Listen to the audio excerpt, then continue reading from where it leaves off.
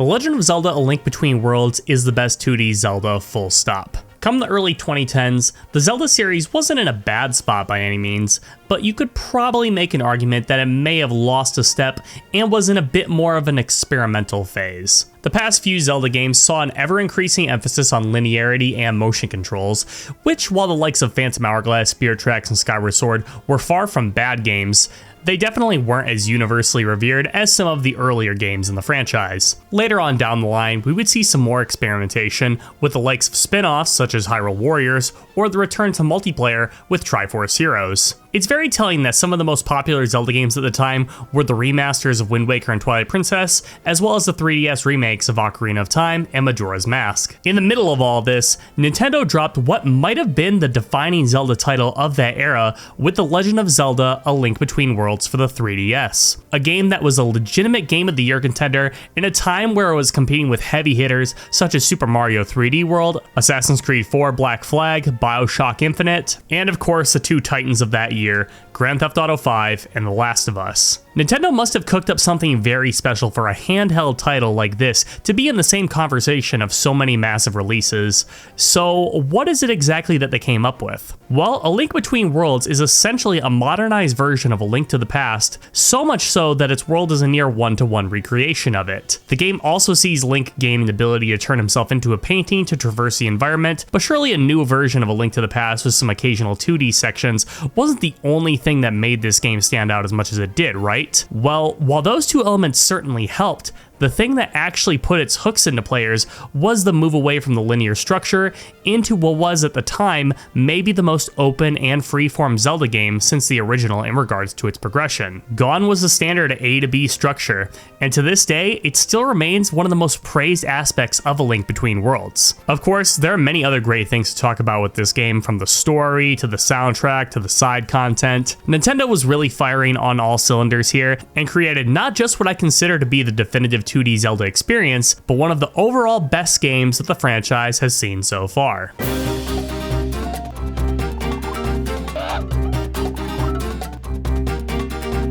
A Link Between Worlds serves as a sequel to A Link to the Past, even if its timeline placement isn't exactly chronological. But you could also sort of make the case that A Link Between Worlds is this sort of pseudo-retelling of the events of A Link to the Past as well. Link is set on a mission from a local blacksmith to deliver a sword, but on his way he runs into an evil wizard named Yuga, who traps one of the descendants of the Seven Sages into a painting. Link is able to defeat Yuga, however, he is still able to make his escape with the painting in tow. While Link is out, a strange man in a bunny suit moves into his home named Ravio, who gives Link a bracelet as thanks for letting him squat there for a while. Link goes to report Yuga's activity to Princess Zelda, who gives Link the Pendant of Courage for safekeeping. Now it's up to Link to get to the bottom of what Yuga is planning with the Seven Sages, as well as keeping Hyrule safe once again. It's a mostly standard Zelda plot with many of the same notes being hit in the same exact way you've seen before. Yuga will inadvertently give us a new ability by turning us into a painting, much like how Link turned into a wolf in Twilight Princess. We will once again have to rescue the sages,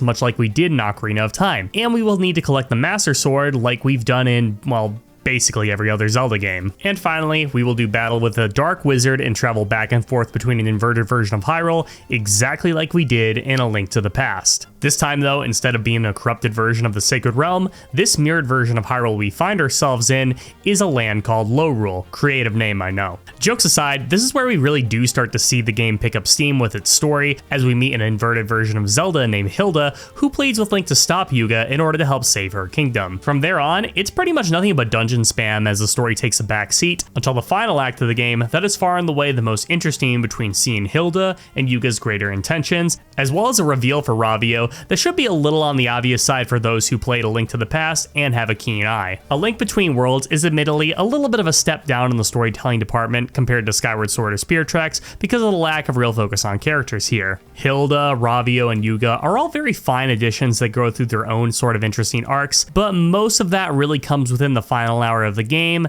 so for the most part, you're kind of left to your own devices. Now to some, that might be a bit of a plus to not be hamstrung along by a more traditional narrative, and given this game's structure, I very much agree with that, but I'd be lying if I said that I wish we couldn't have gotten maybe a little bit more out of these characters. Take the sages, for example.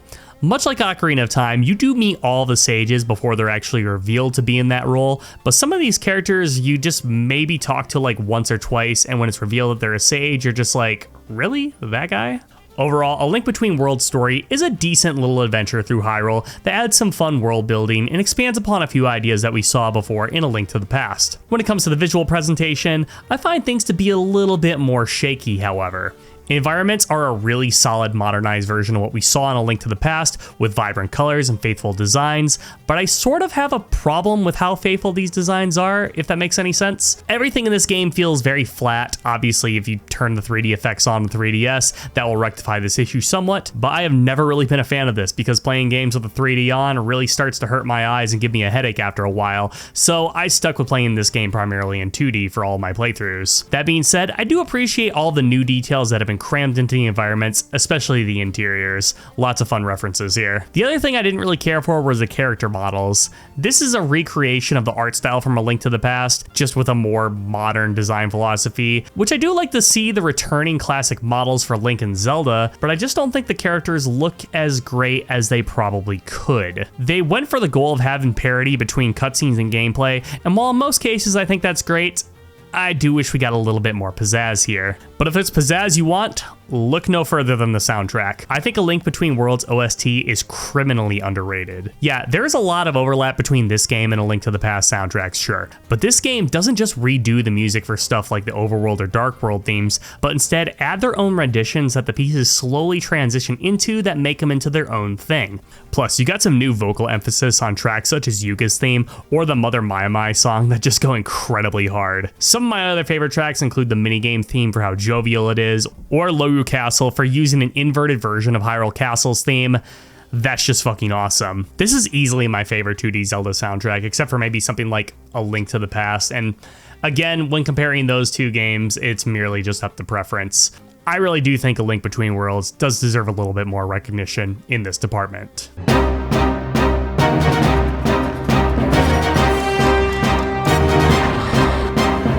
The story, the visual presentation, and unfortunately even the soundtrack aren't really the reason that so many people hold A Link Between Worlds to such a high regard, but it's the gameplay itself that has had the biggest impact on the Zelda fan base here, both for what it did new to the 2D formula, but also for what a return to form it was.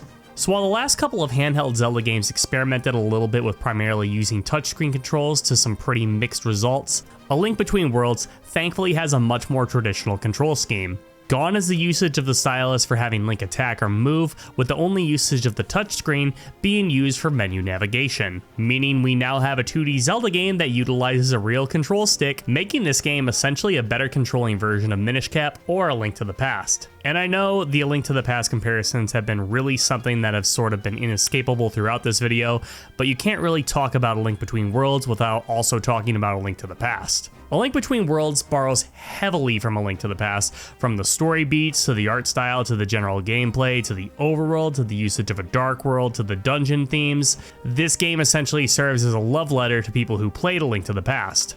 And for some, I can see that being a bit of a disappointment. Let's take the map as an example here. The main part of the overworld is like 90 to 95% the same, with the only differences being where collectibles are found and some different events and minigames replacing the old ones. It's because of that I think there are a number of people out there who might find A Link Between Worlds a little bit too derivative, since if you played A Link to the Past, you sort of already know where everything is at in A Link Between Worlds. However, I would argue that instead of riffing too closely to A Link to the Past, A Link Between Worlds plays upon your expectations of A Link to the Past and subverts them in a few interesting ways. Take for example the Dark World, or Lorule in this case. We have a radically different layout for this alternative version of Hyrule. From the now snow-covered Death Mountain to the stealth section required to get to the Dark Palace, you really do see these differences pop up in the second half of the game. You'll still have your traditional Zelda minigame activities you can perform in the overworld too, with many of them being in the same spots as they were in A Link to the Past, but now the minigames are completely unique and a lot more entertaining. Minus this baseball game, this one was honestly kind of painful. But along with the remixed world, one thing we should also talk about is exactly how you traverse to Lorule. So in the original Link to the Past, there were some occasional portals dotted around the map, with Link eventually getting the magic mirror that allows him to travel back and forth at will. I thought that this mechanic was really fucking cool, but also a little bit underrealized from seeing its real potential. Upon first glance of how A Link Between Worlds handles its world traversal, it might seem like a lesser version of something that we had before. Dotted around the map, there are several fissures that Link can slip into when he gets the ability to turn himself into a painting and move along the walls. So the reason that this mechanic is so interesting isn't because of the ability for Link to travel to Lorule, but what traveling through the walls means for level design. Because now any flat walls that Link sees, he can slip into and travel around at his leisure. This takes the traditional 2D Zelda top-down level design and has you look at things in a completely different way. Now you might see a collectible out in the distance, but instead of needing an item or something in order to reach it, you can just slip right through the wall and then boom, you're there. I don't think there are any better examples of this than some of the game's optional mini dungeons, or the Ice Ruins, which has Link scramble across walls that are over bottomless pits as you navigate one of the most intricate dungeons in a 2D Zelda game. The only limitation for you is that while you're inside of a wall, your magic meter slowly depletes, meaning you have to be pretty intentional with your route if you want to survive. The magic meter is something that we've seen in a number of Zelda games in the past, but something that I think A Link Between Worlds has streamlined really well. Now, instead of using stamina or ammunition for something, everything runs off the magic meter. The magic rods, the bow, the boomerang, the bombs, everything runs off this meter, and honestly, I kind of prefer this system for this style of game. Speaking of items, let's get into how all of that works, since it might be the most defining feature of A Link Between Worlds. So very early on in the game, Ravio will essentially turn Link's house into a sort of rent-a-center for Zelda items. This means that even before you start the second dungeon, you can have nearly every item in the game. The hookshot, bombs, bow, boomerang, the fire, ice, and wind rods. Basically every item in the game is available within the first hour. The catch is that you need to rent these items from Ravio out for a small fee. If you die, Ravio will reclaim all of these items from Link, and you will have to rent them once again. Later on, however, Link will be able to purchase them outright from Ravio to prevent that from happening, and if he's collected enough of the Maiamais from around the map, he can upgrade them to stronger versions. So with a typical Zelda formula of starting a dungeon and getting an item halfway through the dungeon that helps you finish up the rest flipped on its head, what does that mean for the dungeon structure? Well, I'd be lying if I said I didn't feel like something was lost here. You will still get items after a certain point, but these fall more into the category of passive buffs like increased defenses, damage, or magic usage, rather than a new usable piece of gear. To some, this can be a little disappointing, because most of the stuff that Link can do from the first dungeon is a ceiling for what he can do for the rest of the game. Now on the other hand, and this is something I align with way more strongly, this makes A Link Between Worlds the most open Zelda game since the very first game in the series. I see A Link Between Worlds divided up into 4 sections. Section 1 is your basic tutorial that runs until the end of the first dungeon. You'll learn all about the controls, item renting, the painting transformation, all of your essential skill sets are here. And then Section 4 is going to have you take on the final dungeon to the endgame. Sections 2 and 3 are far more open. As soon as you complete the first dungeon, Section 2 rolls around and then you have your choice between 2 of the Hyrule dungeons in order to complete. This also means that you can get the vast majority of collectibles in the overworld here with a little bit of searching and collecting of early items. Section 3 is where the game really shines though. There is only one dungeon that has a prerequisite dungeon for you to finish in order to get the sand rod back. Everything else is completely open to you to do at your leisure. Do you want to travel around the map and nab all the collectibles first? You can do that. You were able to do a few different dungeon arrangements in A Link to the Past, but nothing close to what we see in this game. And it's because of this that I feel like A Link Between Worlds is one of the easiest Zelda games to 100% because it has such a solid flow to it. You can literally do as much or as little as you want as long as you complete all the dungeons, and you don't have to deal with an hour of random tasks that many other Zelda games will have you do before you can move on to the next one. This is one of the few Zelda games that I sat down and played and just completely lost track of time. It gives the player so much freedom, there are a ton of interesting or easy to accomplish side activities to do that are constantly rewarding you, and all the game asks you to do is that you complete the necessary dungeons in order to roll credits. Everything else is completely up to you, and I think that's the thing that makes A Link Between Worlds one of the biggest standouts in the entire Zelda series.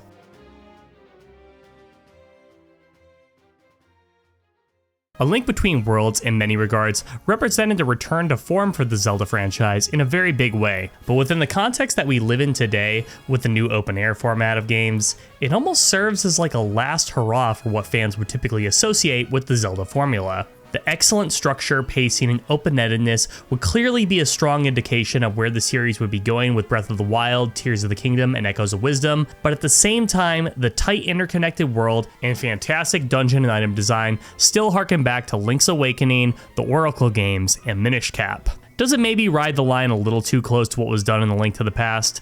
I guess so, but at the same time, I'm not sitting here playing this game and thinking to myself, man, I'd really rather be playing A Link to the Past instead. No, I'm here thinking, hey, that's just like in A Link to the Past. That's awesome that they made a reference to it. I don't really have too many negative things to say about A Link Between Worlds.